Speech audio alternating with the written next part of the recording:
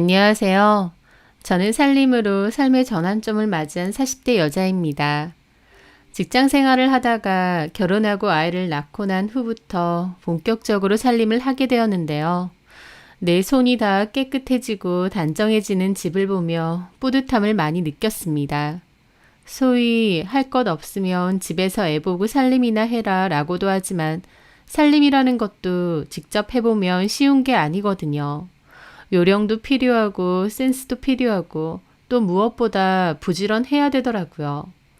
한때는 결혼 생활이 너무 스트레스가 심해서 그 탈출구 삼아 청소와 설거지 등에 집착한 적이 있습니다. 저는 스트레스를 청소나 설거지 등을 하면서 잘 풀었거든요. 그런데 그 살림 덕분에 저는 새로운 삶을 시작할 수 있게 되었으니 살림이라는 두 글자가 저에게는 사람 살림 같기도 하네요. 남편은 시락국을 전문으로 파는 식당을 운영했었습니다. 혼자 하는 건 아니었고 시어머니랑 같이 운영을 했어요. 어머님과 남편이 같이 오랫동안 운영한 곳이고 나름 장사도 잘 되었죠. 처음에 남편을 소개받았을 때 요식업을 한다고 듣고 소개팅 자리에 나왔거든요. 어떤 음식점을 하시냐고 물어보니 엄마랑 같이 시락국 가게를 운영한다고 하더군요. 엄마가 사장님이고 남편의 직함은 공동 사장이지만 일종의 직원 같은 개념이었죠. 저도 시락국 좋아하고 전문점이라고 하니 신기했습니다. 남편은 성실하고 남자다운 사람이었고 그 듬직한 모습에 교제를 잘 해왔습니다. 그리고 결혼 이야기가 오갔어요. 남편 쪽에서 집을 해올 수 있다고 하더라고요. 남편이 어머님 밑에서 일을 한 지도 15년이 되어 가는데 그동안 남편의 월급은 어머님이 다 관리를 하셨다고 했습니다. 어머님은 투자의 감도 좋고 돈 관리도 잘하는 편이기 때문에 남편은 어머님에게 모든 수입을 다 맡기고 본인 필요한 용돈 정도만 받아 썼다고 하더라고요. 남편이 그간 일하면서 모은 돈이 꽤 됐고 그 저축한 돈으로 저희 신혼집도 장만해 주신다고 한 겁니다. 요즘 반반 결혼도 많은데 남편 쪽에서 집을 해온다고 하니 좋았죠. 아무래도 집이 있으면 훨씬 안정되게 생활할 수 있을 거고 돈도 더 잘 모을 수 있을 거고요. 대신 안에 들어가는 혼수는 제가 했고 예단으로 고가의 가방도 어머님께 선물 드렸습니다. 그렇게 남편과 저는 결혼을 했고 가정을 꾸리게 되었어요. 남편이 어머님과 같이 일을 하다 보니 어머님과는 자주 만날 수밖에 없었어요.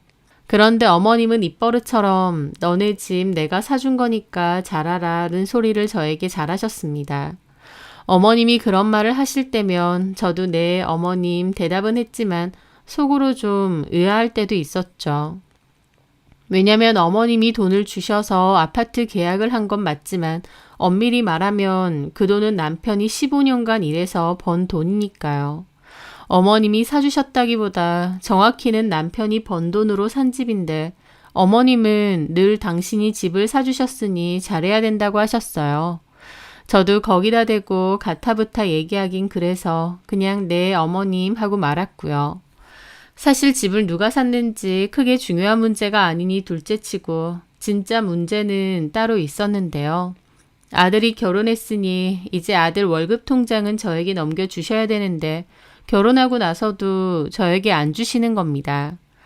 남편의 월급이 들어오는 통장은 어머님이 여전히 갖고 계시고 저한테는 매달 일정 금액의 생활비 정도만 보내주시는 거죠. 그 생활비라는 게 금액이라도 넉넉하면 괜찮은데 정말 타이트하게 보내주세요. 그렇다 보니 저도 어머님께 좋게 말씀드린 적이 몇 번 있죠. 어머니, 우성씨 월급 들어오는 통장이요. 그거 저 주시면 제가 알뜰하게 생활 잘 해볼게요. 그러면 어머님은 정색하면서 그러시는 겁니다. 우성이 월급 통장? 그걸 널 왜 달라는 거니? 이제 결혼했으니 저희가 관리하는 게 맞지 않나 싶어서요. 내가 매달 생활비 보내주잖아. 근데 아예 통장을 주시면 제가 금액에 맞춰서 생활비 쓰고 남는 건 모으고 하면 될 것 같아서요. 뭐 하러 그래? 내가 너한테 매달 생활비 꼬박꼬박 보내주고 남는 돈은 내가 어련히 알아서 잘 굴리고 있는데. 여태까지 우성이 돈은 내가 그렇게 해줬고 그걸로 우성이 손해본 거 없다. 우성이한테 들었는지 모르겠지만 내가 어련히 알아서 돈 잘 불려주고 모아주고 그렇게 했어 여태까지. 그렇죠. 어머님이 잘 해주신다는 건 저도 아는데. 그러면 그 얘긴 더 하지 마라. 통장은 내가 들고 있을 테니까. 어머님의 단호한 말씀에 저도 더 이상은 말을 못하겠더라고요. 어머님은 아들이 결혼했어도 통장은 절대 주려고 안 하셨어요. 저도 자꾸 달라고 할 수도 없으니 곤란한 상황이었고 남편에게 얘기했죠. 그런데 남편도 우리 엄마한테 그냥 맡겨놔. 어련히 알아서 굴려주실까. 우리 엄마 돈 잘 불려. 그렇긴 한데 그래도 이제 우리 부부고 우리 돈은 우리가 알아서 하는 게 맞지 않아? 엄마가 매달 생활비 주잖아. 그것도 너무 빠듯하게 주셔. 내가 지금 일을 하고 있으니 내 월급으로 메꾸는 거지. 내가 애 가져서 일 안 하면 어떻게 해. 그땐 더 주시겠지. 아니면 엄마한테 생활비를 좀 더 보내달라고 해. 남편마저도 저렇게 나오니 제가 할 말이 없었죠. 저는 어쩔 수 없이 어머님께 생활비만이라도 좀 더 올려달라고 말씀드렸습니다. 어머님은 마음에 안 든다는 식으로 저를 보며 얘기하시더라고요. 민희야, 네가 그렇게 생활비가 부족하다고 우성이한테까지 얘기했다고 하니까 내가 좀 더 보내마. 근데 명심해라. 너 이제 혼자 아니고 부부다. 곧 애도 가지고 그러면 돈 들 일 많아. 돈 쓰는 버릇하면 끝도 없어. 지금이라도 아끼고 덜 쓰는 버릇을 자꾸만 들여라. 내가 언제까지 너네 돈 관리해 줄 수도 없고 나중에는 너네가 알아서 해야 되는데 돈 펑펑 쓰고 그러면 내가 불안해서 어떻게 통장을 넘기겠니? 이제 너 한 가정의 주부기도 하니까 알뜰하게. 내 말 무슨 말인지 알았지? 네.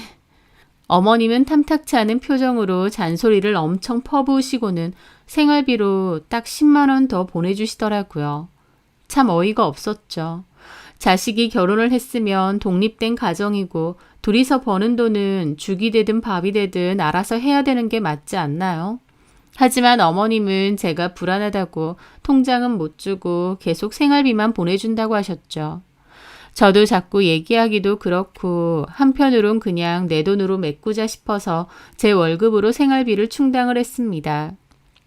그리고 그때까진 정말 아이가 없고 두 사람밖에 없으니 돈이 그렇게 많이 들어가지도 않았고요. 하지만 결혼하고 1년쯤 뒤에 제가 임신을 하게 되었습니다. 제가 다니던 회사는 강제는 아니지만 임신을 하면 자연스럽게 그만두는 분위기가 있던 터라 저도 출산 전까지 다니다가 그만뒀어야 하는 상황이었죠. 그리고 저도 내가 애 낳고 일을 안 하면 어머님도 통장을 주시지 않을까라는 기대도 없지 않아 있었습니다. 어쨌든 그렇게 출산 전까지 일을 하다가 그만뒀고 저희 아이를 출산하게 되었습니다. 아이를 낳아보니 확실히 둘이 살 때와 달리 생활비 들어갈 일이 훨씬 많아지더라고요. 하지만 어머님이 보내주시는 생활비는 여전히 턱없이 부족했습니다. 어머님이 남편에게 준다고 하는 월급이 적지도 않았는데 그 금액에 대해서 얘기만 듣고 정작 그 돈은 눈앞에 보지도 못하는 상황이었죠. 한마디로 어머님이 남편에게 돈 많이 준다고 생색은 계속 내시는데 그 돈은 제가 만져보지도 못하는 거였습니다. 저는 남편에게 다시 얘기를 했어요. 여보, 이제 우리 재현이도 나왔으니까 어머님한테 당신 월급 통장 받아오자. 또 그 소리야? 또 그 소리가 아니라 이제 새 식구고 재현이한테 들어가는 돈도 한창 많아. 기저귀에 분유에 병원비, 장난감, 이유식값, 돈이 한두 푼 드는 게 아닌데. 어머님 고작 30도 보내주시잖아. 그래봤자 얼마 안 되고 너무 빠듯해. 그냥 당신 통장 달라고 말씀드리자. 내가 알아서 잘 유용할게. 제 말에 남편도 알겠다며 한숨을 쉬더니 어머님께 얘기하겠다고 했습니다. 그런데 그 후에 어머님이 오라고 하셔서 아이 데리고 식당에 갔더니 저한테 뭐라고 하시는 겁니다. 너 우성이한테 또 통장 얘기했다며? 너 왜 자꾸 그러니? 이제 재현이도 나왔고 솔직히 어머님이 보내주시는 생활비로는 생활이 너무 빠듯해요. 이 조그만한 애 하나 키우는데 뭔 생활이 그렇게 빠듯하다는 거야. 그럼 네가 잘못하는 거지. 어머니, 저한테 쓰는 돈 거의 없어요. 요즘 물가가 얼만데요. 아이 분유값이며 기저귀 값도 만만치 않고. 나는 네가 이해가 안 된다. 솔직히 돈 들 일이 뭐가 그렇게 많아? 장사 일찍 마치니까 우성 씨도 저녁은 꼭 집에서 먹잖아요. 근데 냉장고에 한 번 들어간 음식은 잘 먹지도 않으니까 매번 식재료도 새로 사야 되고 이제 아이 이유식 시작하는데 그런 식재료 값도 만만치 않고. 그러니까 네가 그런 걸 현명하게 해야지. 자꾸 돈만 더 달라고 그러면 어떡해? 그리고 너 자꾸 나한테 우성이 통장 달라고 하는데 그러면 내가 너한테 이 통장 주면 꼭 필요한 생활비 빼고 나머지는 네가 알아서 잘 불릴 수 있어? 네가 나만큼 돈을 잘 불릴 수 있느냐고. 남은 금액은 저축하고. 저축 백날 해봐라. 돈이 부는지. 내가 어려우니 알아서 너네 돈 잘 굴려주고 있는데 왜 자꾸 통장을 내놓으라 말아야. 네가 나보다 더 잘 굴릴 수 있는 것도 아니면서. 하면서 저한테 뭐라고 하시는데 그 와중에 입 꾹 다물고 있는 남편이 너무 얄밉더라고요. 결혼했으면 남편 월급은 부부끼리 관리하는 게 아무리 봐도 제 상식에 맞는 건데 어머님도 남편도 저만 돈 밝히고 이상한 사람으로 몰아가니 미치겠는 겁니다.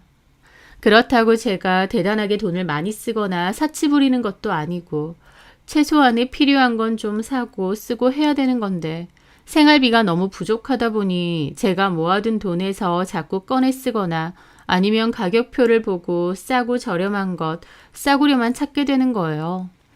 애기 용품도 다 주변에서 얻어 쓰거나 중고거래 어플에서 공짜로 얻어오거나 싸게 얻어온 걸 주로 쓰고요. 그나마 한 번씩 친정에서 뭘 사주거나 돈을 보태주셔서 간간히 숨통이 트이는 정도였죠. 제 앞으론 제대로 돈 쓰는 것도 없고 2,500원짜리 커피 한 잔 사는 것까지도 망설여질 정도였습니다. 그 정도로 생활비를 적게 보내주셨거든요. 하지만 어머님은 끝까지 통장을 주실 생각이 없었고 남편도 제 편이 아니기에 저도 그냥 입을 다물었습니다. 남편하고 제가 뜻이 같아서 어머님에게 강하게 말씀드리는 것도 아니고 저만 이상한 상황이었죠. 그렇게 저도 더 이상은 말 안 하고 꾸역꾸역 아껴가며 궁상 떨어가며 살았습니다. 나름 어머님과 남편이 운영하는 식당이 잘 되는 곳이고 매출도 꽤 높은 편이었는데요. 제 주변 지인들도 남편이 맛집 사장이라서 돈 잘 벌겠다며 부럽다는 지인들도 있었습니다. 돈을 잘 벌면 뭐 하나요? 제 수중에는 알량한 생활비밖에 없는데요. 자존심 때문에 어디 가서 말도 못하고 저 혼자 진땀 흘려가며 최대한 아끼면서 쓸 거 못 쓰고 그렇게 지내게 되었습니다. 그런데 뒤늦게 정작 쓸 거 못 쓰고 아등바등 사는 건 저랑 아이뿐이라는 걸 알게 되었어요. 작은 방 하나는 남편이 자기 취미방으로 쓴다고 해서 놔뒀는데요. 주로 쉴 때 게임을 하거나 그 방에서 낮잠을 잘 때도 있습니다. 마치 남편의 아지트 같았죠.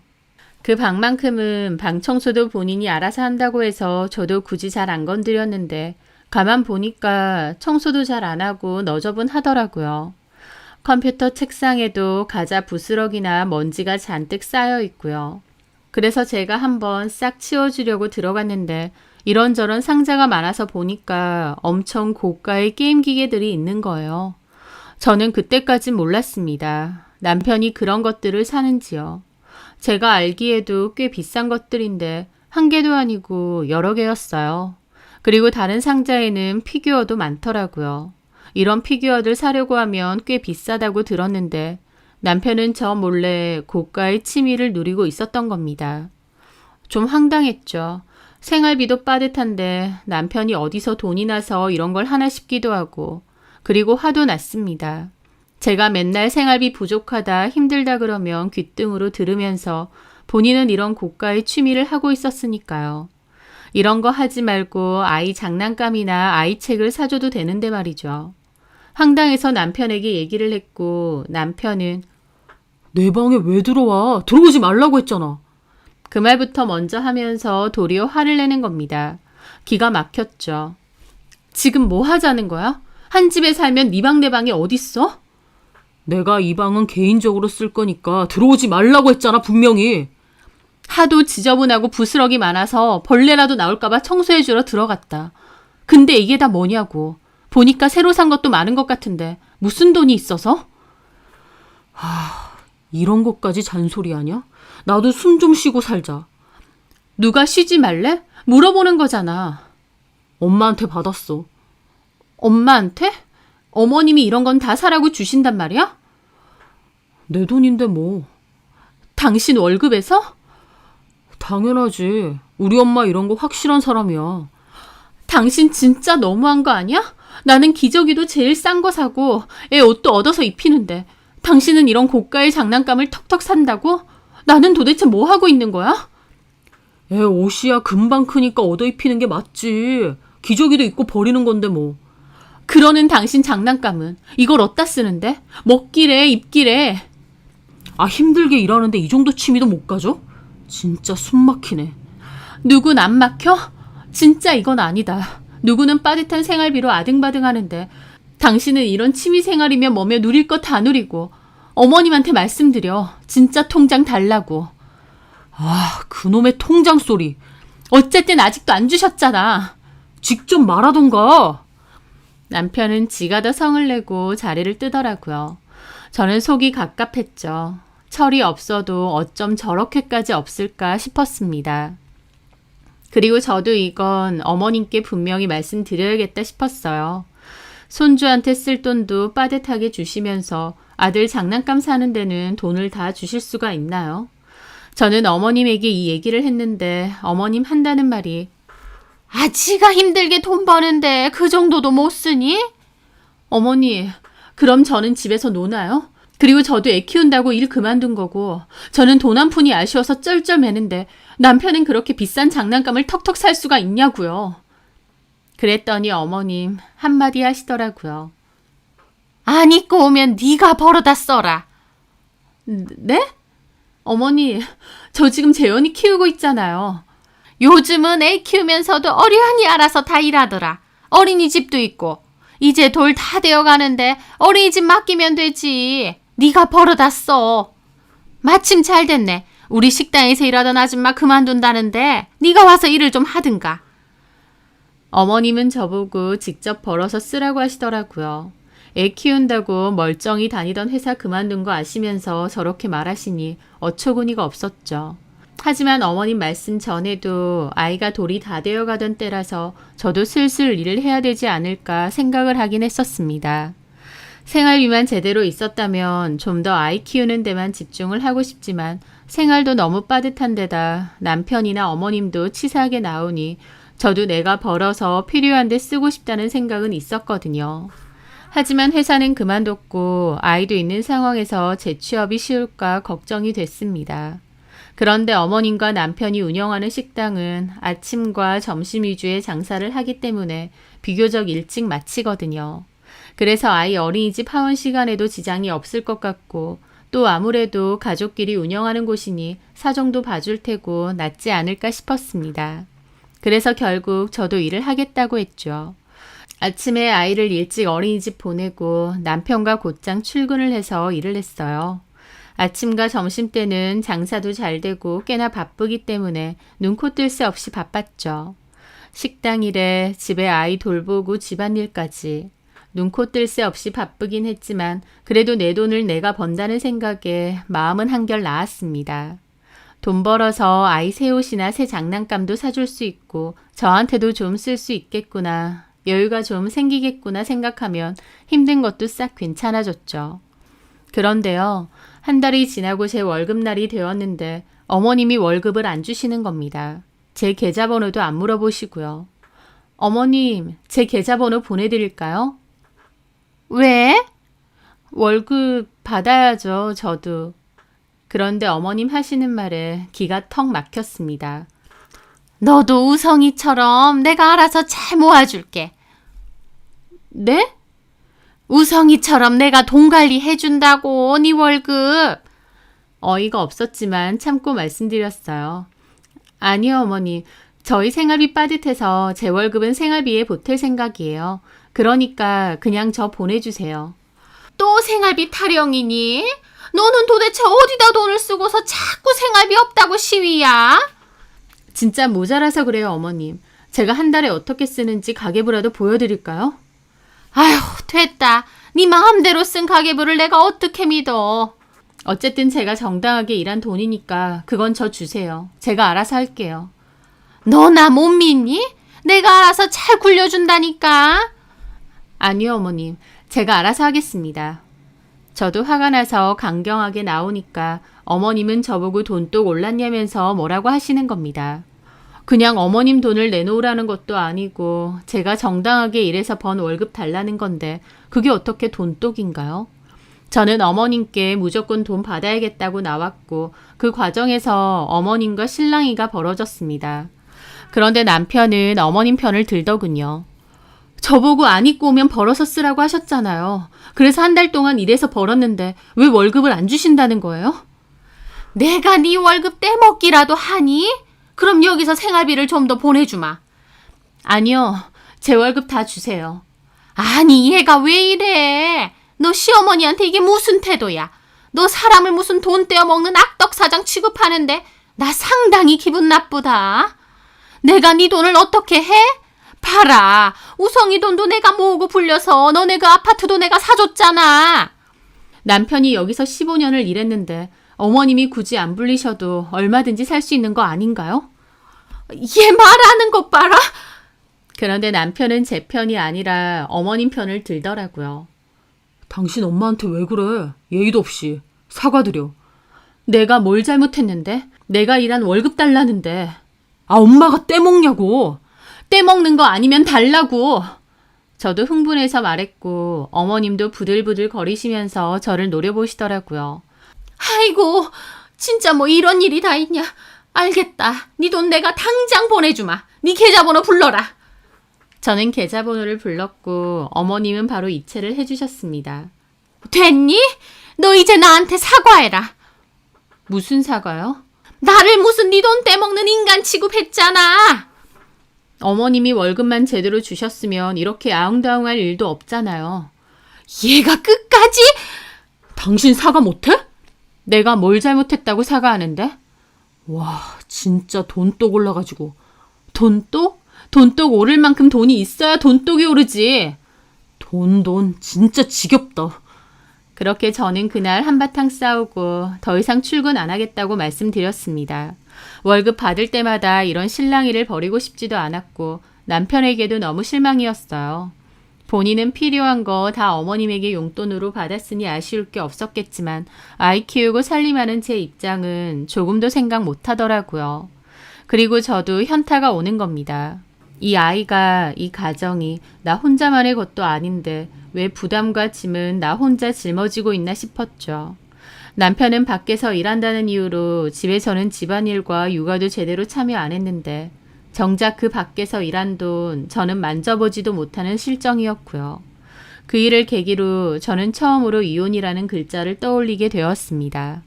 철없고 이기적인 남편과 아들 월급 통장 꽉 쥐고 며느리한테만 아끼라고 잔소리 퍼붓는 시모. 고생은 고생대로 다 하는데 누가 알아주는 이 하나 없고 돈도 매번 빠듯해서 혼자 아등바등 왜 이렇게 살아야 되나 싶더라고요. 하지만 아이도 어리고 제가 당장 직업이 있는 것도 아니고 이혼한다고 뭐가 달라지겠나요? 오히려 그나마 받던 알량한 생활비마저 사라지는 꼴인데요. 그래서 마음만으론 정말 이혼이지만 그냥 꾹 참고 살았습니다. 그런데 제가 더 이상 어머님 가게 일을 하러 나가지 않게 되면서부터 어머님과 제 사이는 몹시 안 좋아졌어요. 더불어 어머님 꼭두각시 노릇하는 남편하고도 사이가 더 안 좋아졌죠. 집에서도 거의 얘기를 안 했고 남편은 식당 일을 마쳐도 집에 들어오지 않고 밖으로 잘 돌았습니다. 남편과 제 사이도 갈수록 악화가 되었죠. 게다가 진짜 결정적인 일도 있었습니다. 남편이 어머님 카드로 유흥주점을 몰래 간 것을 제가 알게 되었거든요. 여자 나오는 그런 유흥주점이었고 술값만 해도 엄청 비싼 곳이었어요. 저는 남편이 그런 데는 안 가는 위인이라고 막연히 생각했는데 우연히 술집 영수증을 발견하게 됐죠. 돈도 꽤 많이 썼더군요. 그 일로 정말 한바탕 싸우고 남편에게 인간적으로 너무 실망했습니다. 여자 나오는 그런 데에 갔다는 것도 너무 실망이고 본인은 밖에서 하고 싶은 거 다 하고 다니는 것도 너무 화가 나더라고요. 그 일로 남편과 제 사이는 더 안 좋아졌고 한 집안에서도 거의 남남이나 다름없는 수준이었습니다. 당연히 저는 결혼 생활이 행복하지가 않았고 스트레스도 많이 쌓여가고 이렇게 사는 게 맞나라는 생각을 하루에도 12번씩 했던 것 같아요. 아이가 있으니 아이만 보고 산다 생각하고 다른 보람도 행복도 없었어요. 그럴 때 저는 오히려 살림을 미친 듯이 했던 것 같습니다. 스트레스를 해소하기 위해서요. 아이가 어지럽힌 거실을 마구 치우고 깨끗해진 거실을 볼 때면 기분이 한결 나아졌어요. 화장실을 벅벅 문질러서 닦고 물로 싹 씻어낼 때 제 마음도 한결 홀가분해졌고요. 제 지인들은 저보고 청소 중독이냐 할 정도였죠. 그리고 한 지인이 저보고 그러더라고요.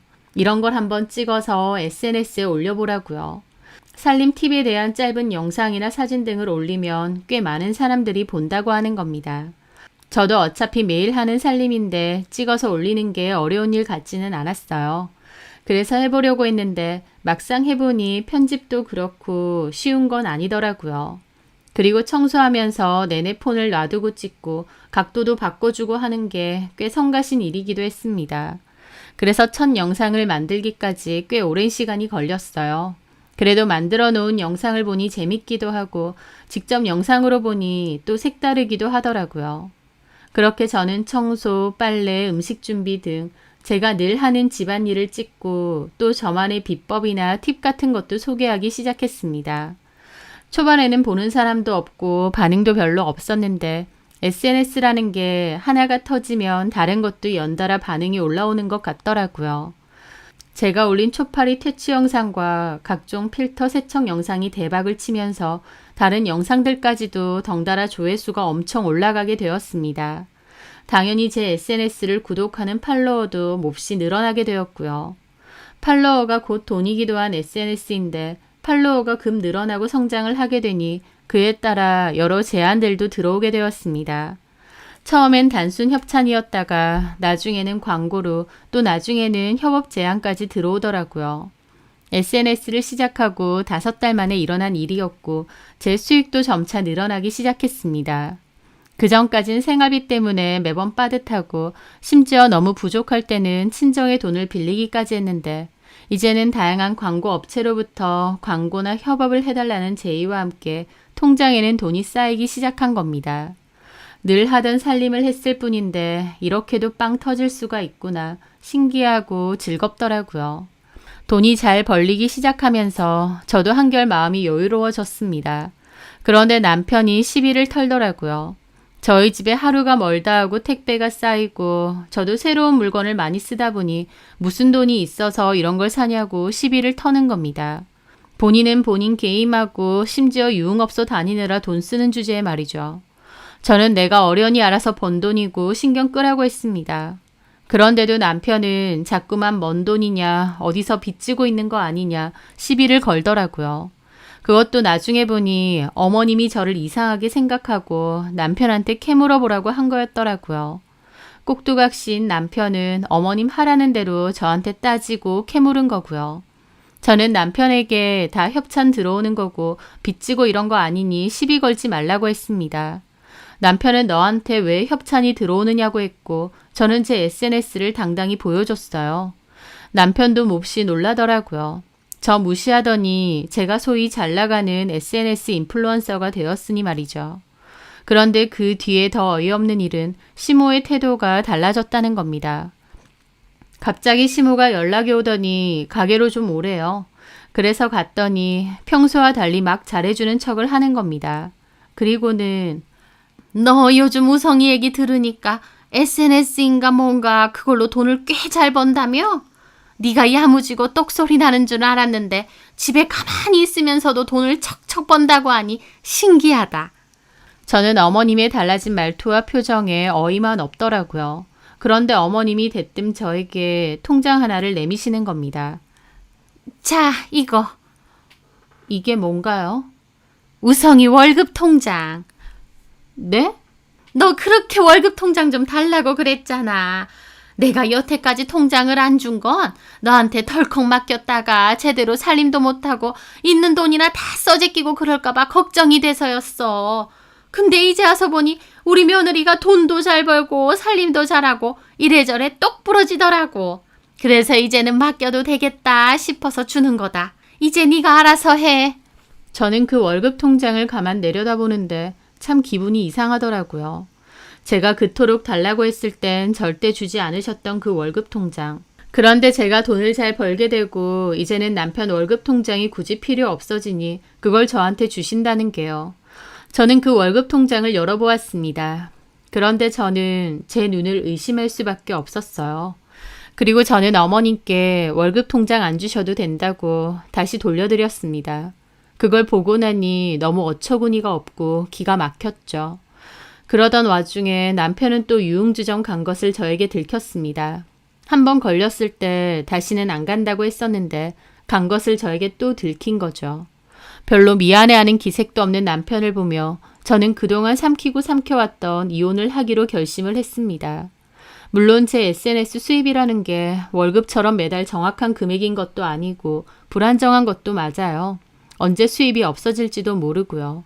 하지만 남편이 두 번째 유흥업소를 들켰을 때 저는 더 이상 이 결혼 생활을 유지해 나가야 하는 이유를 잃어버렸습니다.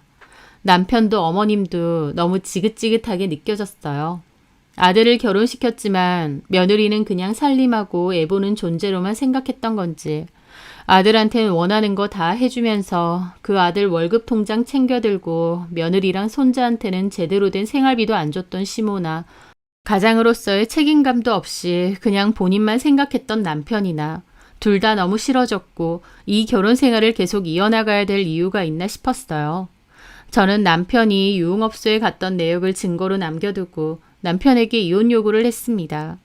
남편은 무슨 이혼이냐며 이제 돈 몇 푼 번다고 이혼하자는 거냐 난리를 치더라고요. 유흥업소 간 거 나한테 들킨 것만 2번인데 어쩜 이렇게 뻔뻔하게 나오나 싶었죠. 그런데도 남편은 돈 좀 번다고 눈에 뵈는 게 없어? 게다가 엄마가 이제 내 월급 통장도 돌려주신다고 했잖아. 저는 코웃음이 나왔습니다. 월급 통장? 필요 없어. 그렇게 달라고 할 땐 절대 못 준다고 꽉 쥐고 계시더니 이제 와서 필요 없어. 어머님한테 당신 월급 계속 관리해달라고 해. 나는 가장으로서 책임감도 없고 지밖에 모르는 당신하고 끝낼 거야. 내가 뭘 어쨌다고. 생활비 턱도 없이 모자르다고 했을 때도 남일이냐 모른 척했던 것도 당신이고 내가 결국 친정에 손 벌리고 있는데도 당신은 본인 취미에 돈 쓰고 유흥주점 가서 술 처먹는데 헛돈 쓰고 있었어. 그런 인간을 어떻게 믿고 계속 살겠어? 못 살아. 아니, 그렇게 안 살아. 애도 있는데 이렇게 쉽게 이혼하자고 그래? 쉬운 거 아니야. 나는 아주 예전부터 그러니까 당신 엄마가 나 일 시켜먹고 월급도 제대로 안 준다고 했을 때부터 이미 이혼이란 글자를 머리에 새기고 살았어. 그만하자. 솔직히 우리 거의 남남이나 다름없이 살고 있잖아. 이혼은 못하겠다는 이유가 뭔데? 당신 나중에 후회나 하지 마. 지금 그 SNS 그걸로 돈 좀 들어온다고 머리에 똥만 가득 찼나 본데 그게 얼마나 갈 것 같아. 나중에 힘드니 어쩌니 후회나 하지 말라고. 그 말에 저도 웃었죠. 후회를 해도 나 알아서 할 테니까 걱정 마. 그리고 당신이나 후회하지 마. 내가 뭘 후회를 하겠어. 난 아쉬운 것도 없는데. 그래. 그러니까 이혼하자고. 그렇게 남편과 저는 이혼 문제로 계속 싸우고 냉전 상태였습니다. 집에서는 거의 남남이나 다름없이 지내는데도 남편은 이혼은 하기 싫은지 버티더라고요. 그런데 그런 것도 다 어머님이 시킨 거란 걸 알았습니다. 어머님이 저에게 전화와서 이혼하지 말라고 통장 줄 테니까 너네끼리 잘 살라고 내가 우성이한테도 절대 이혼은 안 된다고 했다면서 다시 생각해보라고 자꾸 그러시는 거예요.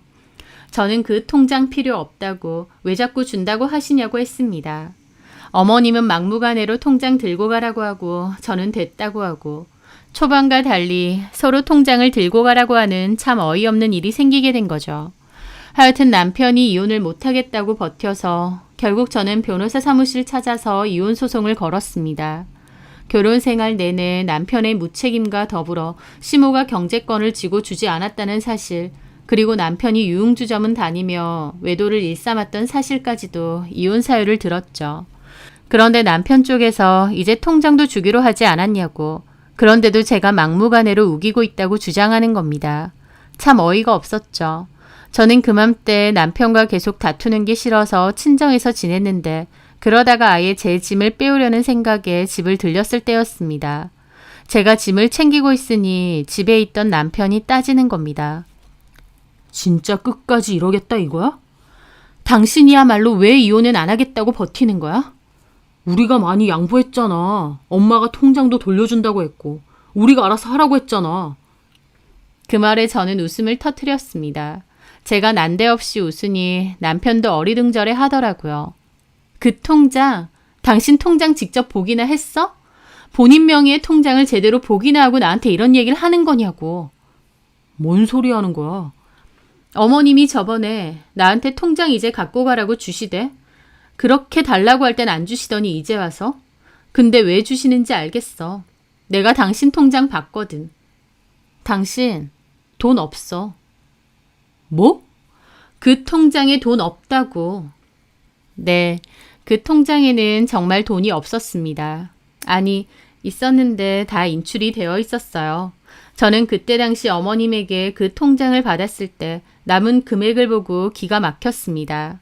왜 돈이 없느냐고 어머님께 물었더니 좋은 투자처가 있어서 거기다가 넣었답니다. 그런데 거기가 요즘 좀 어렵다고. 하지만 좀 묵혀두면 원금 이상으로 회복이 될 거라고 기다리면 된다고 하시는 겁니다. 그러니까 돈도 제대로 없는 그 빈 껍데기 월급 통장을 저한테 주신 거예요. 그러니 제가 얼마나 어처구니가 없겠나요. 그리고 제가 나중에 알아보니 어머님이 투자하셨다는 그 투자처 완전 사기나 다름없어서 시끌시끌 하더군요. 그럼 믿을 수도 없는 엉터리에다 투자를 하셨으니 남편 돈은 거의 날린 거나 마찬가지인데 이제 와서 그 빈 껍데기 통장을 저에게 주니 끝까지 나를 기만하는구나 싶었던 거죠. 저는 이 얘기를 남편에게 다 했고 남편도 충격을 받은 것 같았습니다. 어머님한테 물어보고 직접 그 통장 봐. 당신은 당신 월급에서 우리 생활비 주시고 나머지는 어머님이 잘 모으고 있다고 생각했겠지만 아니, 남은 거 없어.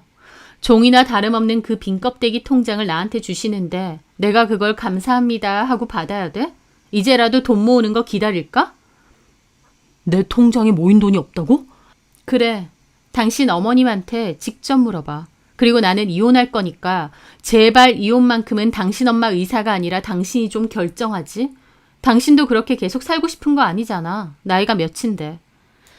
그렇게 남편과 실랑이를 하던 도중 어머님이 집으로 들어왔습니다. 아마 남편이 저 설득시키려고 부른 모양이었죠. 그런데 남편이 얼굴이 파랗게 질려서 어머님을 보고 있으니 어머님도 당황하시더라고요. 엄마, 내 통장 어딨어요? 가게에 있지. 진짜 내 통장에 돈이 없어요? 아, 엄마가 불려준다고 했잖아. 믿을 만한 투자처에 넣었어.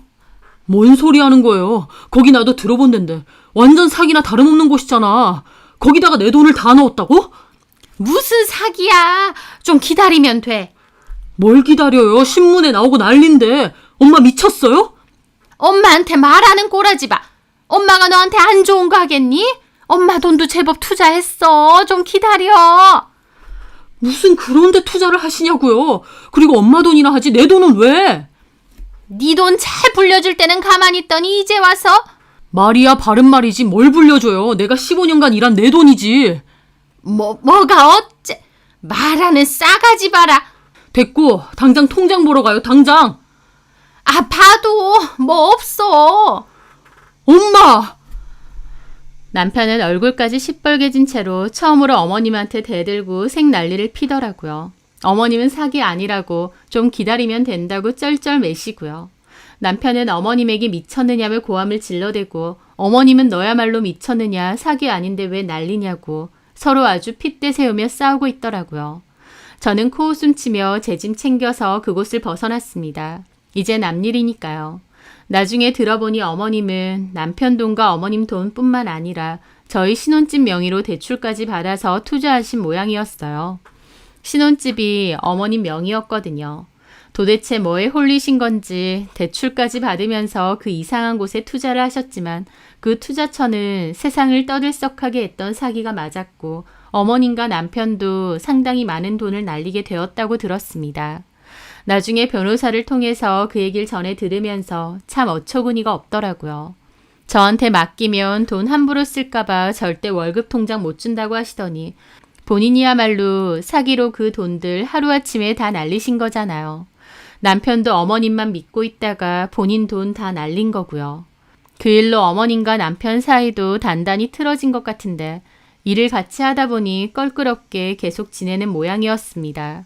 하지만 절대 전과 같은 사이는 아닌 것 같더라고요.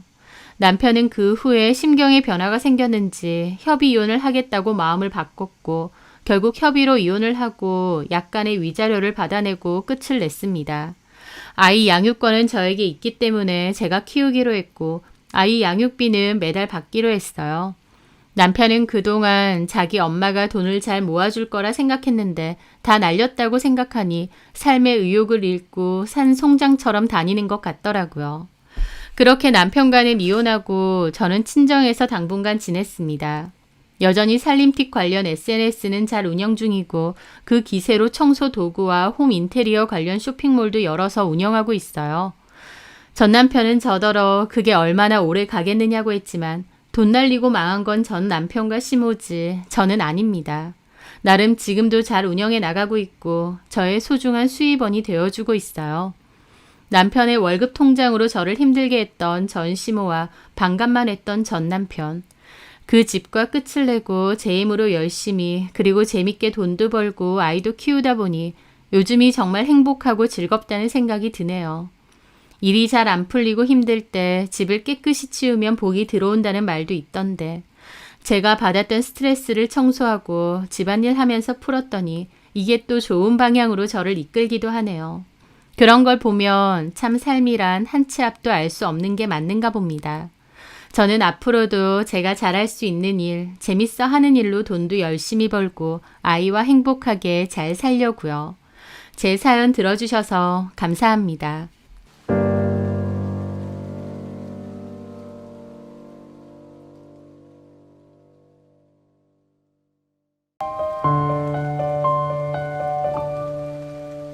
안녕하세요. 저는 경기도에서 초등학생 딸 하나를 키우고 있는 40살 여자입니다.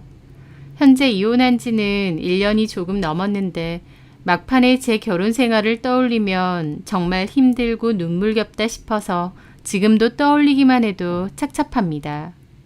결혼 막바지에 남편은 강력하게 이혼을 요구했고 저는 절대 이혼할 수 없다며 버텼어요. 남편이 저에게 이혼을 요구하는 이유는 한 여자 때문이었습니다. 그 여자에게 눈이 돌 대로 돌았던 남편은 아내고 자식이고 눈에 보이지도 않고 막무가내로 이혼을 요구했죠. 보통 남자들은 바람을 펴도 그냥 즐기기만 하지 결국은 가정을 버릴 수 없다고도 하던데 저희 남편은 아니었습니다. 그 여자한테 완전 미쳐 있었고 그 여자랑 한 가족이 되어서 새 출발할 생각밖에 없었어요. 심지어 저희 딸 양육권도 본인이 갖고 싶어 했는데 그 상간녀가 저희 딸을 키워주길 바랬습니다. 한마디로 이 가정 속에서 저라는 사람 하나만 쏙 지워버리고 그 자리를 상간녀로 대신하고 싶었던 겁니다.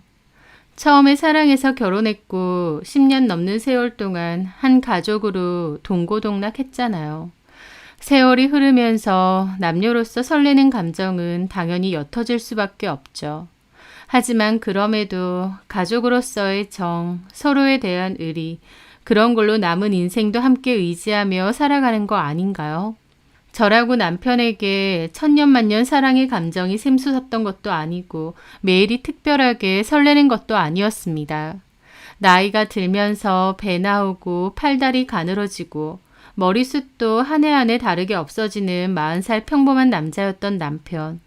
저라고 그런 남편이 뭐가 그렇게 새롭게 설레고 마냥 좋았겠나요? 하지만 가족이었기에 우리 아이의 아빠이고 나의 남편이었기에 인생의 동반자로서 한 배를 같이 탄 사람이기에 저는 진심으로 남편을 사랑했고 존중했고 또 믿었습니다. 그 사랑과 존중의 끝은 결국 배신과 실망, 분노와 서글픔밖에 안 남았지만요. 저는 원래 회사에서 근무를 하다가 아이가 5살 때쯤 일을 그만뒀었습니다. 그 당시 회사 사정이 어려워서 인원 감축이 있기도 했고 저도 그맘때 갑상선적으로 건강이 좀 안 좋아져서 너무 피로하기도 했거든요. 겸사겸사 집에서 쉬면서 아이도 돌보고 내 몸도 챙겨야겠다 싶어서 남편과 상의 끝에 그만뒀었죠. 그 후로는 계속 전업주부로 지냈었고요. 남편이 돈을 나름 잘 버는 직장이었기에 외벌이로도 크게 힘든 상황은 아니기도 했습니다. 남편은 회사 다니면서 열심히 돈 벌고 저는 집에서 살림하면서 아이를 잘 돌보고 남편과 저는 딱히 부딪힐 일도 없었고 나름 사이좋게 평범하게 잘 지냈습니다.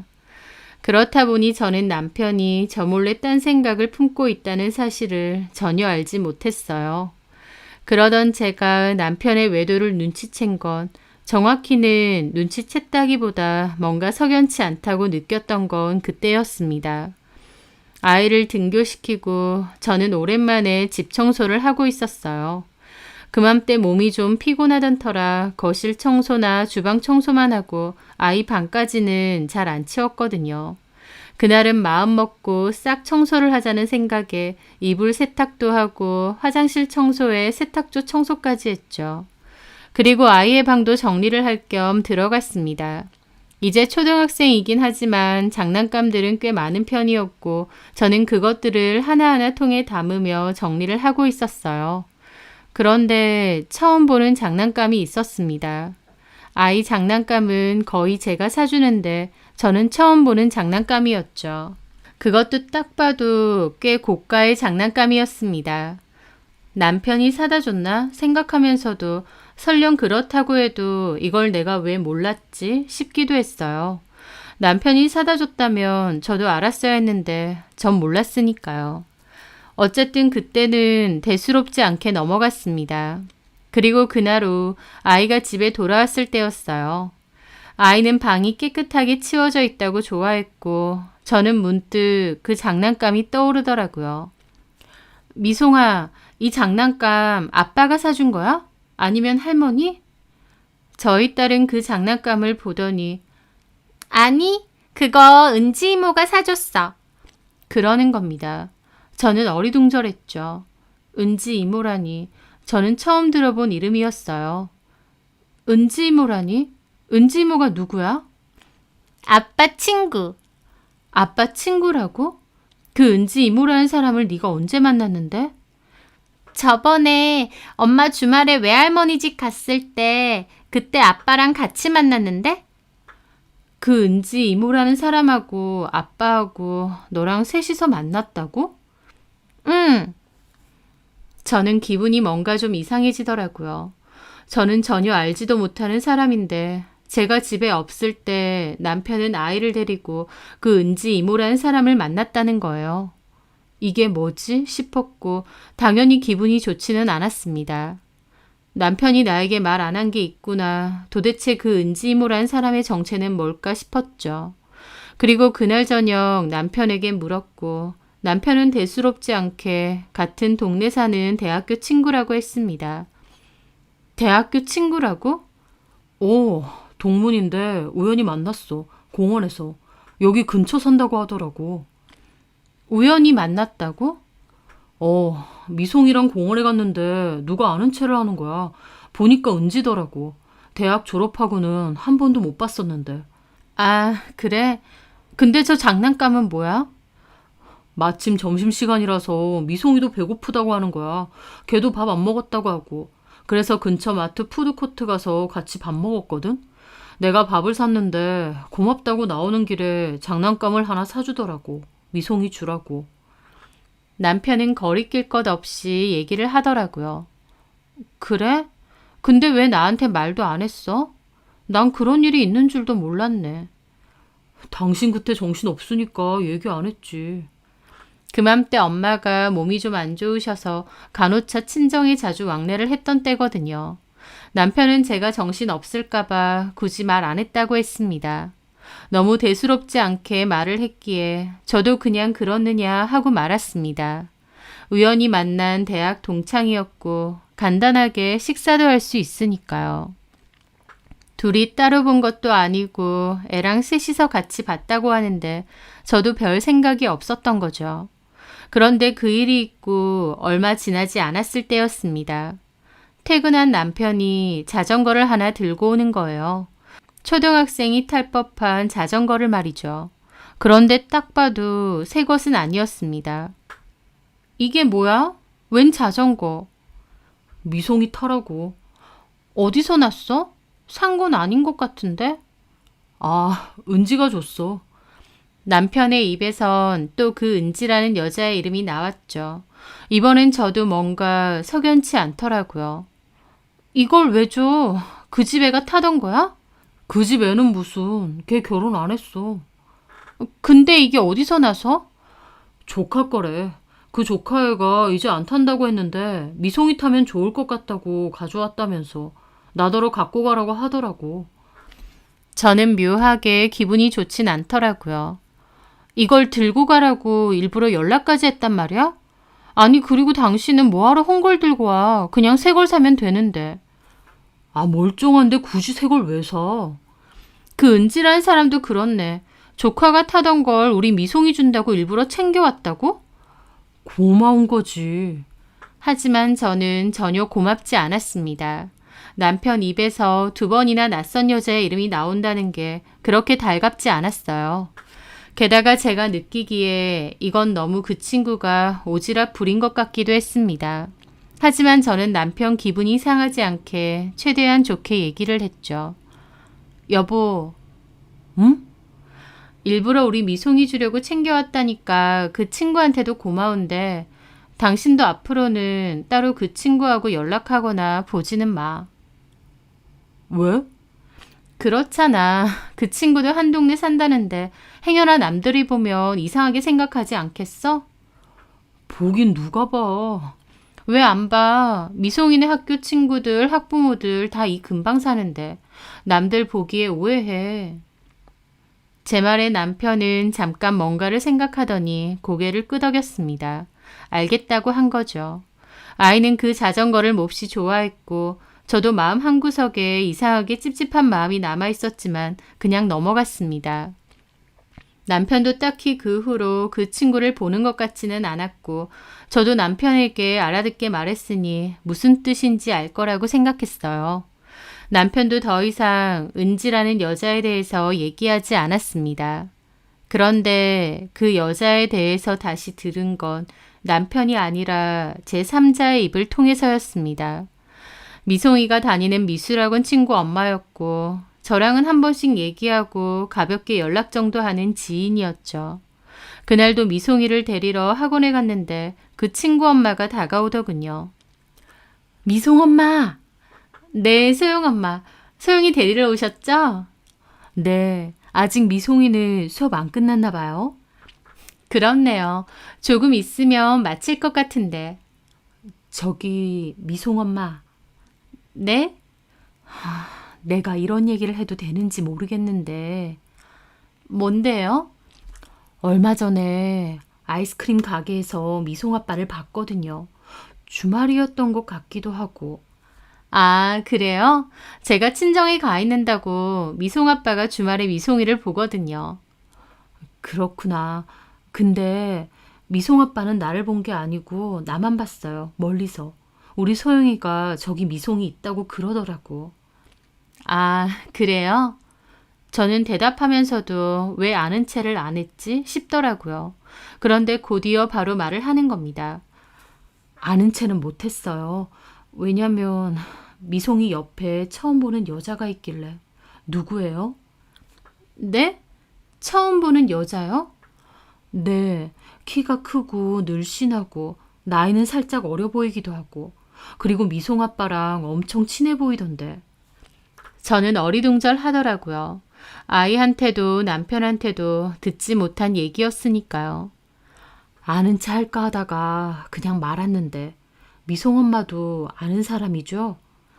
그런데 그 순간 이상하게도 머릿속엔 그 은지라는 여자가 떠오르더라고요. 아, 아마 남편 친구인 것 같아요. 이 동네 같이 살거든요. 아, 그래요? 미성 엄마도 아는 사람이구나. 그럼 됐죠, 뭐. 하긴, 아는 사람 다 있는 동네에서 미송 아빠가 그럴 리가 없지. 그 말이 저는 좀 이상하게 들리더라고요. 보기에 어때 보이던가요? 그냥 뭐, 친해 보이고. 근데 옆에 우리 남편도 있었거든요. 남편은 그 여자가 미송 엄마인 줄 알더라고요. 네? 모르는 사람이 보기엔 무슨 한 가족처럼 보이기도 해서. 저는 기분이 확 상했습니다. 친구 엄마에겐 그냥 나도 아는 지인이라고 대강 둘러댔지만 기분은 너무 안 좋았죠. 제가 분명히 동네에서 그렇게 다니지 말라고 했는데 제가 집을 비운 사이에 또 그랬던 겁니다. 저는 마침 수업을 마치고 나온 미송이를 데리고 집으로 가면서 물었어요. 미송아, 저번 주말에 아빠랑 아이스크림 먹으러 갔어? 거기서 또 은지 이모라는 사람 만났어? 근데 왜 엄마한테 얘기 안 했어? 은지 이모가 강아지를 데리고 왔는데 너무 예뻐. 이름이 배추랬나? 근데? 배추가 너무 귀여워서 같이 놀았어. 근데 엄마한테 얘기하면 다음엔 배추랑 못 논다고 하던데. 누가? 아빠가. 그래서 그냥 말 안 했는데? 저는 그 말에 입이 뜨악했습니다. 몰래 만난 것도 모자라 애한테 말하지 말라고까지 했다는 거예요. 저는 그제서야 이게 보통 일이 아니구나 싶더라고요. 남들이 보기에 한 가족처럼 보일 정도로 그 여자와 남편이 가까운 사이구나. 그리고 나한테 거짓말을 할 정도로 뭔가가 있구나. 그제야 알겠더라고요. 저는 그날 남편에게 얘기했습니다. 당신 지난 주말에 그 은지라는 친구 또 만났지? 남편은 화들짝 놀라더라고요. 그 놀라는 모습마저도 열받는 겁니다. 내가 분명히 말했지. 그렇게 다니면 남들이 이상하게 본다고. 아니나 다를까 오늘 소영엄마 만났는데 그 여자 누구냐고 하더라. 언제 봤지? 그게 중요해? 당신 왜 그래? 그 여자 누군데 자꾸 다니냐고. 또 우연히 만났다고 할래? 미송이가 강아지 좋아하잖아. 그래서. 미송이 핑계 그만 대. 당신 왜 이래? 그 여자랑 무슨 사이야? 무슨 사이라니. 그런 거 아니야. 그럼 당신 핸드폰 좀 줘봐. 내가 직접 확인해 보게. 그 말에 남편은 정색을 하더라고요. 무슨 핸드폰? 남의 핸드폰을 왜 보는데? 하더니 자리를 피해버리는 겁니다. 저는 남편이 너무 의심스러웠고 제가 모르는 뭔가가 분명히 있을 거라고 생각했습니다.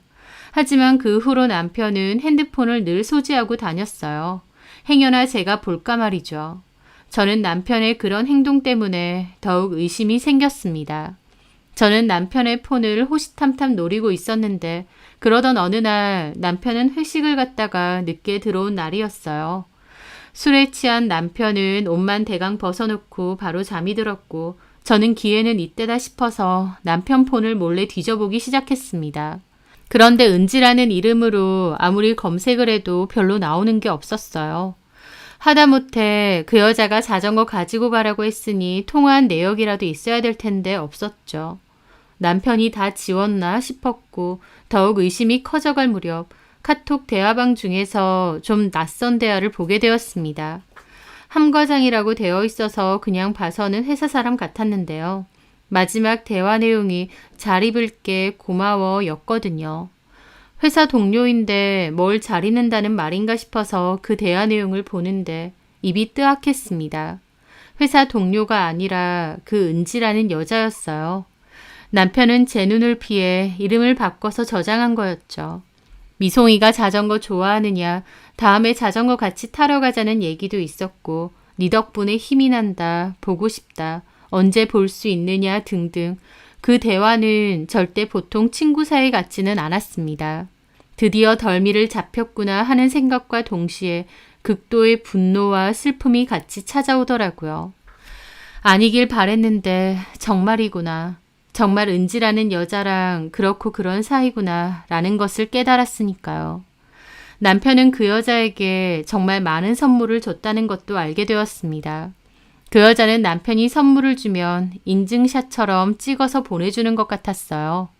그 사진에는 고가의 옷도 있고 시계도 있고 가방도 있고 저한테는 생일이라고 해도 꽃다발 한번 제대로 준 적이 없는데 그 여자한테는 꽃다발도 무진장 보냈더군요. 고가의 옷이나 가방, 신발 외에도 기프트콘도 보내고 필요한 거 사라고 용돈까지 보내고 그걸 보는 저는 기가 막혀서 헛웃음이 나오면서도 눈에서는 눈물이 쉴 새 없이 흘렀죠. 그 감정은 겪어보지 못한 사람은 절대 모를 겁니다. 그리고 그 대화 내용으로 유추해보니 남편의 대학 동창도 아닌 것 같았어요. 대학 동창이 아니라 그냥 오픈 채팅으로 만난 것 같았죠. 그런데도 어떻게 남편은 눈 하나 깜짝 않고 거짓말을 할 수 있을까? 내 남편이 그렇게까지 뻔뻔할 수 있는 인간인가? 참 놀랄 것도 많더라고요. 그런데 가만 보니 남편은 그 여자에게 수많은 선물과 돈까지 보내주면서도 만나는 건 그렇게 자주 만나는 것 같지는 않았습니다. 미송이를 데리고 두어 번 만났고 따로도 몇 번은 본 듯한데 기본적으로 남편이 보자고 하면 그 여자가 이런저런 핑계를 대며 약속을 잘 미루는 듯 했죠. 남편은 보고 싶다고 아주 난리를 치고 있고요.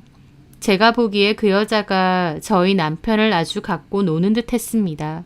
그러면서 원하는 건 다 얻어내고요. 뭐 이런 게 다 있나 싶고 저는 함가장을 검색해서 그 여자의 연락처를 알아냈습니다.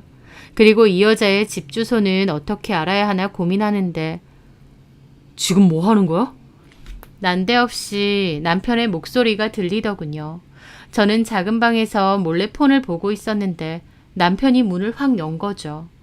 아까 분명 잠에 골아 떨어져 있었는데 그새 잠이 확 달아난 얼굴이었습니다. 그리곤 자기 폰을 확 낚아채는 거예요. 왜 남의 폰을 뒤져봐? 미송이 깨, 입 다물어. 뭐? 입 다물어? 그래, 뭐? 함가장? 지랄을 하네. 그 말에 남편도 움찔하더라고요. 이름 바꿔 저장했다고 제가 못 찾을 줄 알았나요? 대학 동창은 개뿔. 너 그년이랑 오픈 채팅에서 만난 것 같던데? 너 그런 것도 해? 미쳤어? 애아빠란 사람이 잘하는 짓이다. 저는 울분에 차서 말했고 남편은 입 꾹 다물고 아무 말 안 하더라고요. 그년한테 돈 주고 선물 갖다 바치고 난리도 아니더만. 어떻게 이럴 수가 있어? 아주 다 뒤져봤네. 그래, 너 같으면 안 그러겠니? 어쩜 이렇게 눈 하나 깜빡 않고 나를 속이니? 그리고 네가 바람을 폈으면 폈지. 미송이는 왜 데리고 만나? 미쳤어? 남편은 아무 말도 하지 않았습니다. 입이 10개라도 할 말이 없었겠죠. 눈앞에 있는 남편을 죽여버리고 싶었던 건 처음인 것 같아요. 그년하고 당장 끝내. 아니면 내가 그년 찾아가서 요절낼 거야. 알았어? 그런데도 남편은 아무 대답이 없었습니다. 왜 말이 없어? 알았어. 저는 멀거니 서 있는 남편의 뺨을 후려쳤습니다. 그리고서도 분통이 안 풀려서 머리까지 한바탕 쥐어 뜯었어요. 옆방에서 애가 자고 있으니 큰 소리는 못 내겠는데 심장이 터질 것만 같았습니다. 저는 남편에게 당장 그 여자랑 끝내라고 아니면 나도 어떻게 할지 모른다고 다시 경고했습니다. 남편이 그 여자와 끝을 냈냐고요? 아니요. 남편은 오히려 저와의 결혼 생활을 끝내려고 했습니다. 그날 저는 한숨도 못 자고 다음날 아이 등교를 시켰는데요. 학교 근처에 큰 도로가 있어서 제가 매일 등교를 시키거든요.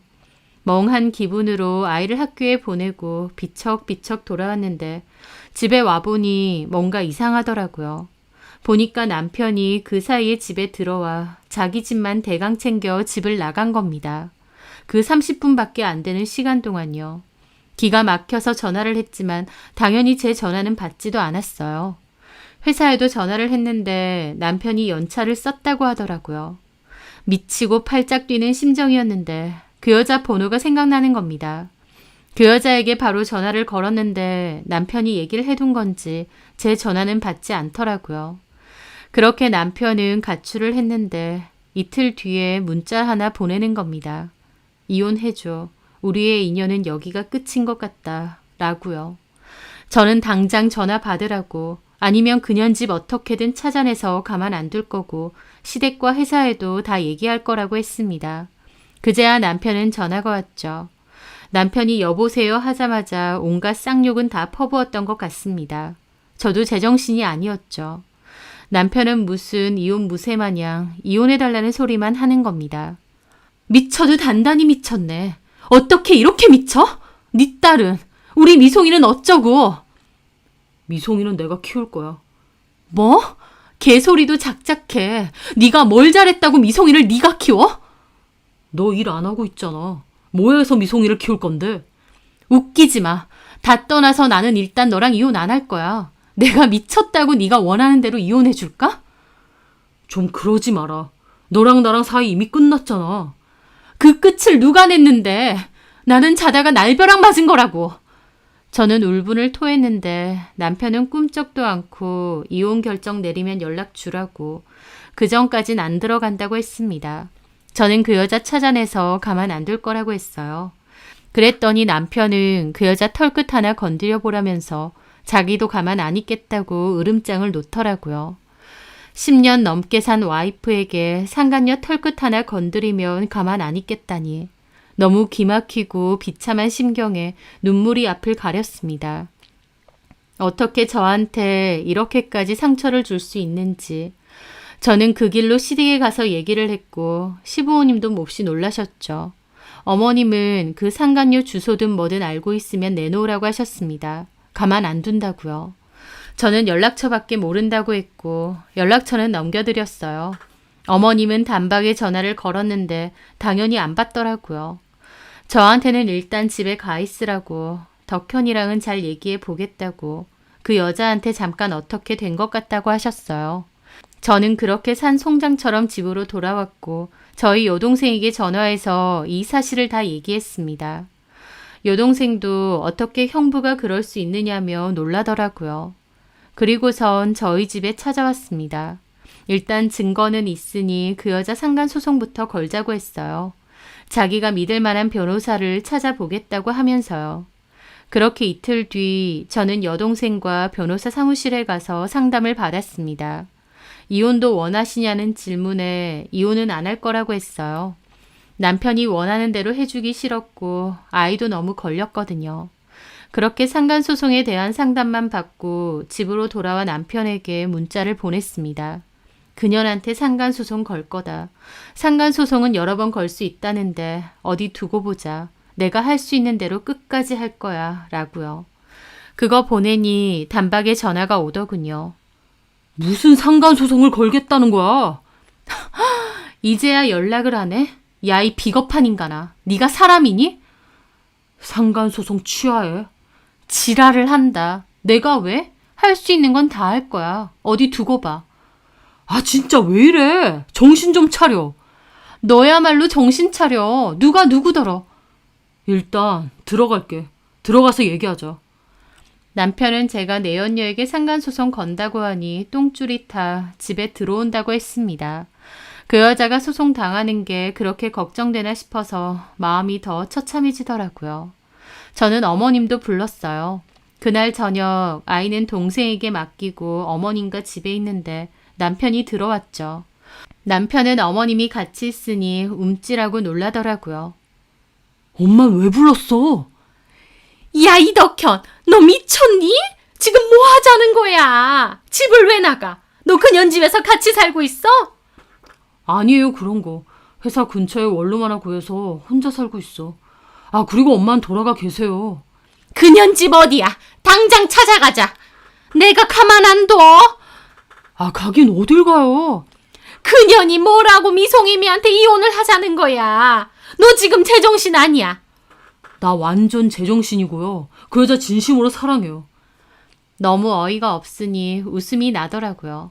사랑은 무슨 얼어 죽을. 진짜 사랑한다고. 나 그 여자랑 살 거야. 우리 미송이랑 은지랑 그렇게 같이 살 거야. 저는 가만히 있다가 그 말에 눈이 돌았습니다.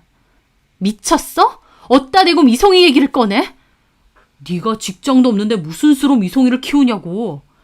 남편의 말에 저는 뒤로 넘어갈 것 같았고 어머님도 한숨만 푹푹 내쉬더라고요. 남편은 그러고서도 저한테 이혼해줘. 이렇게 하는 거 다 시간 낭비야. 우리 좋게 이혼하자. 그리고 상간소송도 취하해줘. 그러면 내가 위자료 명목으로 돈은 섭섭치 않게 챙겨줄게. 웃기지 마. 나 너랑 절대 이혼 안 해. 그리고 우리 미송이 크면 이 얘기 다 해줄 거야. 네가 그러고도 엄마냐? 그러는 너는 내가 이러니까 질리지. 어쨌든 상간소송은 제발 좀 취하라고. 웃기지 마. 너한테도 걸 거야. 그래, 그년이랑 나가 살아. 내가 걸 수 있는 대로 소송 계속 걸 거니까. 그거 돈 내면서 그년이랑 살던지. 진짜 지긋지긋하다. 너랑은 말이 안 통해. 남편은 다시 집을 뛰쳐나갔고 저는 이제 눈물까지 말랐는지 눈물도 안 흘렸습니다. 어머님도 저게 미쳐도 단단히 미쳤다면서 집으로 돌아가셨죠. 그렇게 아이와 저 둘이서 지내는데 아이가 아빠는 언제 오느냐, 왜 안 오느냐 물어보면 할 말이 없었습니다. 그러면서 남편과 그 여자에 대한 분노는 더 커져갔죠.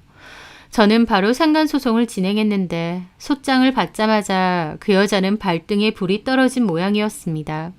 남편에게 이걸 해결하라고 집으로 돌아가라고 한 모양이었죠. 남편은 다시 집으로 돌아왔는데 저랑은 철저하게 남남인양 지내면서 이혼과 상간소송 취하만 요구하는 겁니다. 저 역시도 남편을 투명인간 취급하면서 살았고 제 뜻은 변함이 없었어요. 이혼도 안 할 거고 상간소송은 계속 할 거라고요. 하지만 사실 저도 속마음은 변하고 있었습니다. 겉으론 아무렇지 않아 보였을지 몰라도 매일 피가 마르는 기분이었고 스트레스가 엄청났어요. 그냥 이혼하고 갈라서고 싶었죠.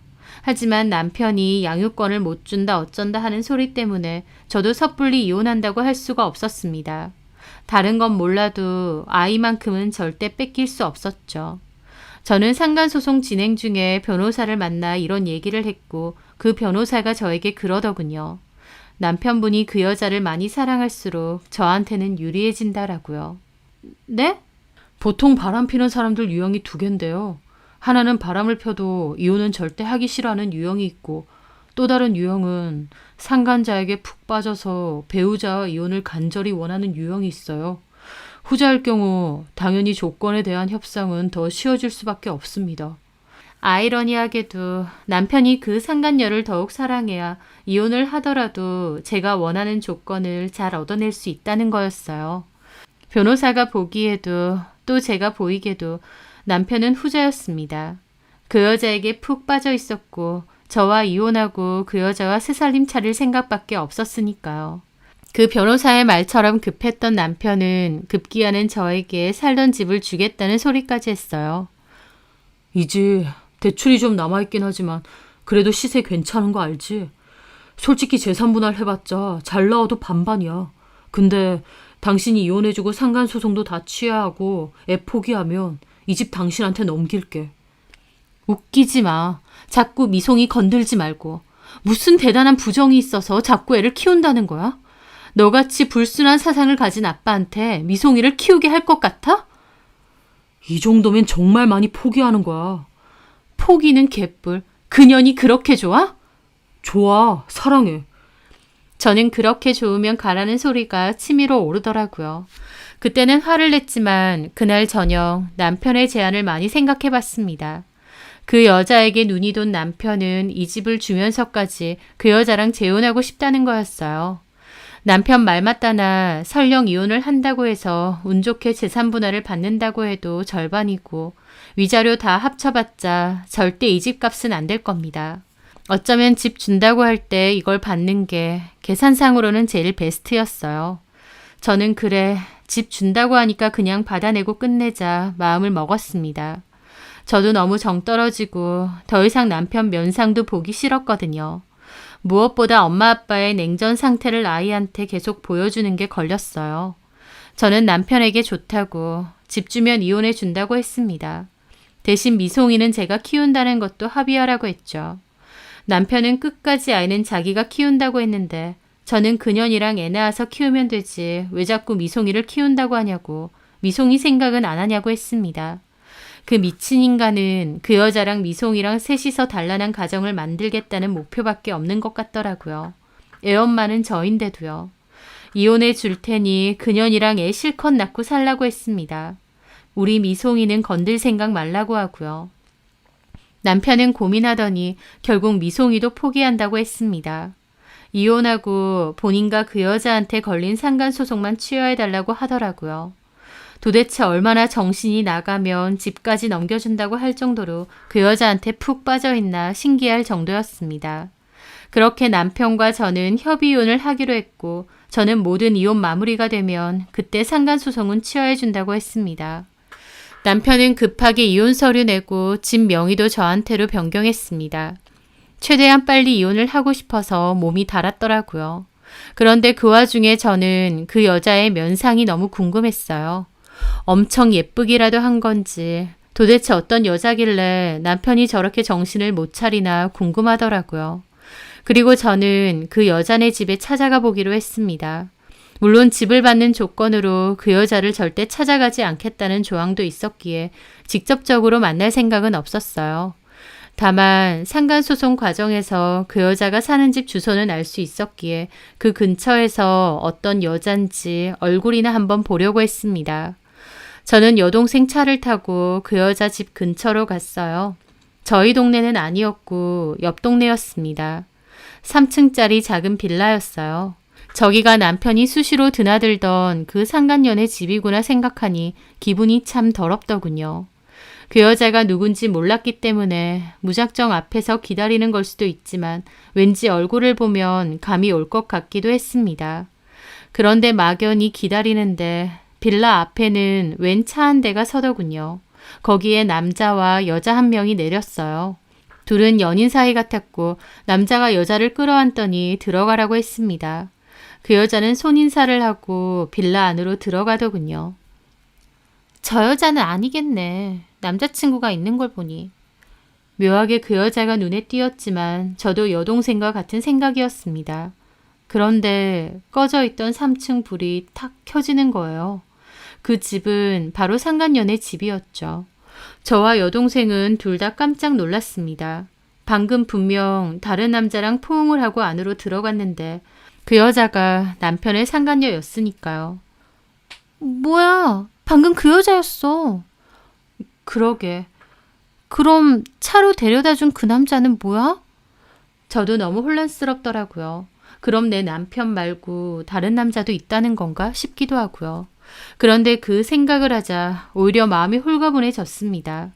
서로 죽고 못 사는 줄 알았는데 사실은 남편 혼자서 저 여자 좋다고 난리치고 있었던 거니까요.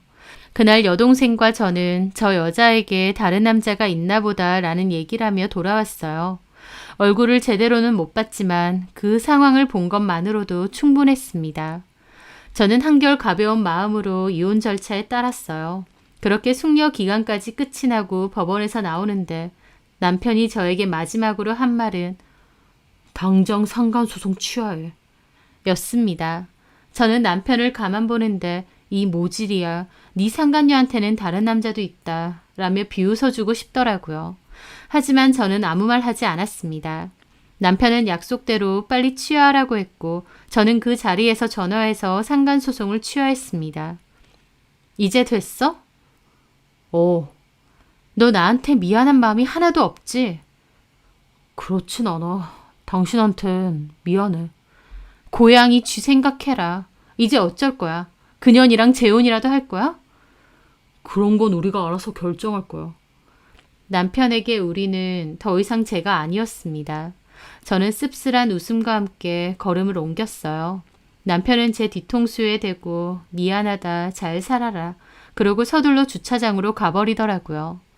모든 이혼 절차를 끝내고 상간녀를 만나러 가는 그 뒷모습이 어찌나 신나 보이던지. 저는 마지막까지 씁쓸한 기분을 느끼며 그렇게 저의 결혼 생활에 종지부를 찍었습니다. 다행히 이혼 숙려 기간 때 여동생의 소개로 한 회사에서 일도 할 수 있게 되었습니다. 좀 단순한 일이었고 월급이 그렇게 많지는 않았지만 그래도 회사 사람들도 괜찮고 사장님도 좋은 분이었어요.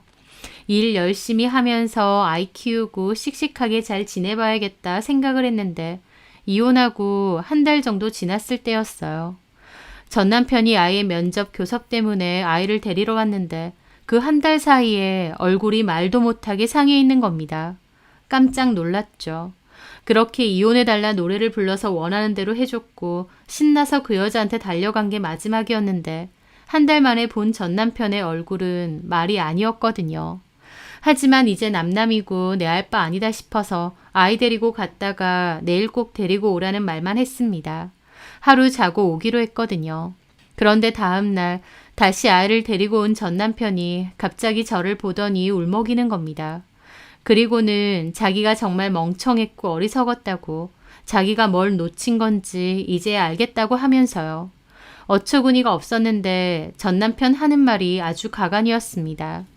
저랑 이혼하고 전 남편이 가장 먼저 한 말은 상간 소송부터 취하하라는 거였잖아요. 그 상간녀가 소송 취하 빨리 시키라고 전 남편에게 압박을 엄청 했던 모양이었죠. 저는 약속을 했기에 그 자리에서 바로 취하했었고요. 전 남편은 저랑 헤어지고 그토록 사랑해 죽겠다던 상간녀와의 새 출발에 들떠 있었던 것까지 봤습니다. 시부모님도 제 앞에선 전 남편을 혼내켰지만 아들이 너무 좋다고 하니 그 상간녀를 받아들이기로 한 모양이었고요. 그런데 전 남편의 생각과 달리 이혼을 하고 와도 상간녀는 냉담했다고 했습니다. 그러더니 급기야는 연락을 끊고 잠수까지 탔대요. 그 상간녀네 집에 가보니 이사까지 갔더랍니다. 아예 작정을 하고 잠수를 탄 거죠. 전 남편은 그때부터 상간녀를 찾아다녔대요.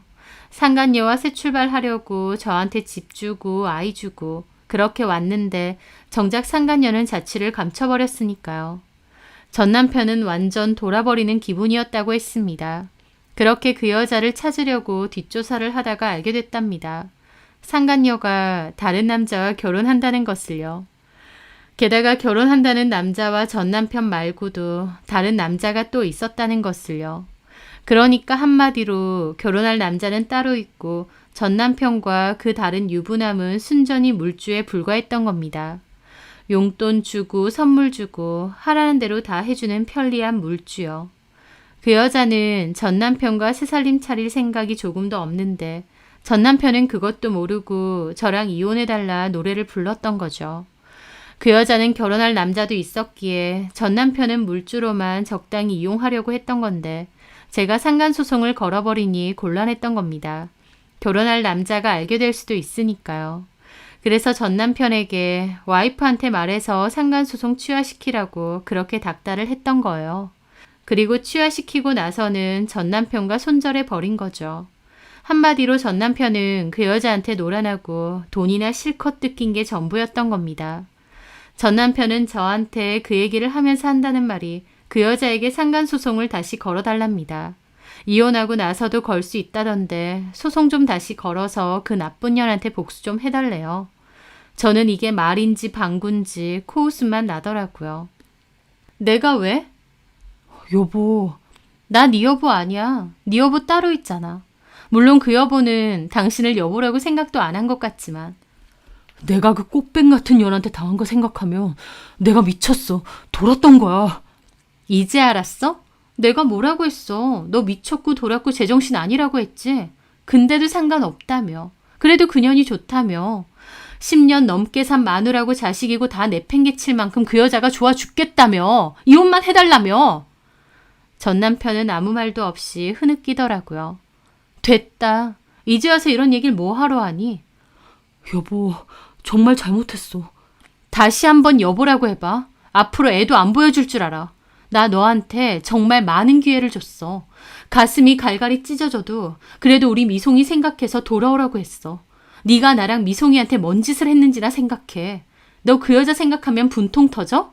나는 네 생각하면 속에서 천불이 올라와. 알아? 그런 주제에 뻔뻔하게 나한테 상간소송을 다시 해달라고? 너 미쳤니? 내가 왜? 어떻게 나한테 그런 소리를 해? 저는 또 새삼스럽게 열이 뻗치더라고요. 어디 저한테 그 여자한테 복수하게 상간소송을 다시 해달라는 망발을 할 수 있나요? 저는 전 남편 얼굴을 보고 있으니 또 핫딱지가 났고 그만 돌아가라고 했습니다. 그렇게 전 남편을 쫓아보냈어요. 그리고 곰곰이 생각해보니 여동생이랑 찾아갔을 때 그 여자 집 앞에서 본 그 차와 남자가 떠올랐습니다. 아마 그 남자가 결혼한다는 남자겠죠. 참 능력도 좋구나. 한 번에 3명을 만나고 어이가 없었고 또 결혼한 지 한 달 만에 그 여자한테 버림받고 절절히 후회하는 남편놈의 꼴이 너무 우습고 한심하기도 했습니다. 고작 그런 여자 때문에 가정과 가족을 저버리다니 전 남편한테 딱 걸맞는 결말이었죠.